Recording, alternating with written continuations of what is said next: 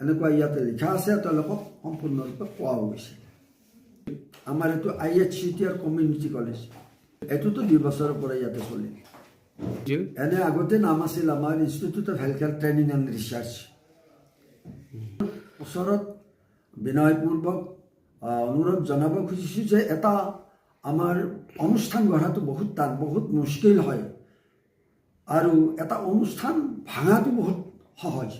গতিকে সমস্ত ৰাইজৰ ওচৰত আমি এইটো বিনম্ৰভাৱে আমি নিবেদন কৰিছোঁ। আছিল এটা কথা আছিলে কি, কোনোবাই উচতনি দিয়াৰ বিনিময়ত আমাৰ ইয়াতে যিটো ইনষ্টিটিউশ্যন আছে, এই ইনষ্টিটিউশ্যনত যিখিনি কোৰ্চেছ আমি প্ৰদান কৰোঁ ইয়াৰ পৰা, এইটো সম্পূৰ্ণৰূপে ভকেশ্যনেল ট্ৰেইনিং কোৰ্চ হয়। আৰু এই ইনষ্টিটিউটটো যিমান কোৰ্চ আছে গোটেইখিনি ভকেশ্যনেল ট্ৰেইনিং কোৰ্চে হয়। আচ্ছা, আমাৰ ইয়াতে যিটো চেণ্টাৰ আছে, এইটো সম্পূৰ্ণৰূপে ভকেশ্যনেল চেণ্টাৰ হয়। আৰু এইটো অট'নমাছ বডি, প্ৰাইভেট অট'নমাছ বডিৰ পৰা আমাৰ এই centre Indian council of skill ডেভেলপমেণ্টৰ ফালৰ পৰা আমি যিবিলাক কোৰ্চ লৈছিলোঁ আৰু ইয়াতে সুকলমে চলাই আছিলোঁ। কিন্তু সিদিনাখন এটা কথা হ'ল কি, কিছুমান ছোৱালীয়ে আমাৰ এটা প্ৰস্তাৱ দাঙি ধৰিছে যে যিখিনি আমাৰ ৰেজিষ্ট্ৰেশ্যন আছে, এই ৰেজিষ্ট্ৰেশ্যনবিলাক চৰকাৰৰ তাৰমানে ৰেজিষ্ট্ৰেশ্যন হ'ব লাগে, প্ৰাইভেটলি নালাগে। আমাক চৰকাৰৰ UGC তাৰমানে এই INCৰ আণ্ডাৰত থকা আছাম ষ্টেট নাৰ্ছিং কাউন্সিলৰ আণ্ডাৰত ৰেজিষ্ট্ৰেশ্যন হ'ব লাগে। কিন্তু একচুৱেলি তেওঁলোকক আমি এডমিশ্যনৰ সময়ত আমি তেওঁলোকক জনাইছিলোঁ আৰু তেওঁলোকে পঢ়িছিল। তেওঁলোকে যেনিবা মই অলপ পঢ়াই শুনাইছোঁ, তেনেকুৱা জনাইছিল। Indian Council of Skill Development is an autonomous body and not direct associated with any government department and not UGC registered. Indian Council of Skill Development is a volunteer organization to promote computer vocational awareness in Indian people.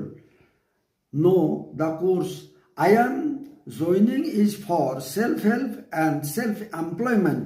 Indian Council of Skill Development or its learning center will not give any written guarantee for job.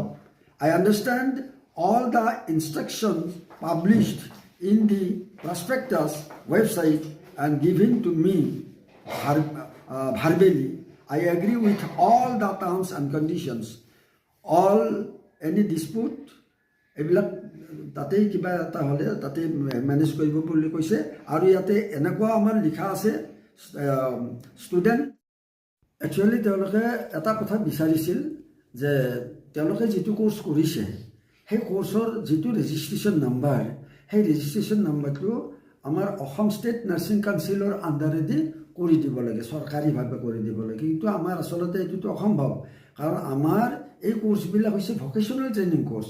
ইয়াতে আমাৰ INC আৰু আমাৰ Assam state nursing কাউন্সিলৰ জৰিয়তে কোনো এইটো course নহয়, এইটো only vocational course.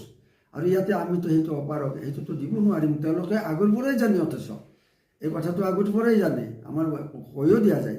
আৰু এইটোত আমি দিব নোৱাৰিম, আমাৰ অথৰিটি নাই। কাৰণ কি, এইটো যিবিলাক কোৰ্চ লৈছোঁ, মই আগতেও কৈছোঁ যে এইটো প্ৰাইভেট অট'নমাছ বডিৰ দ্বাৰা আমাৰ দিয়া কোৰ্চবিলাক তেওঁলোকৰ স্কিলটো বঢ়োৱাৰ কাৰণে দিয়া কোৰ্চ এইবিলাক।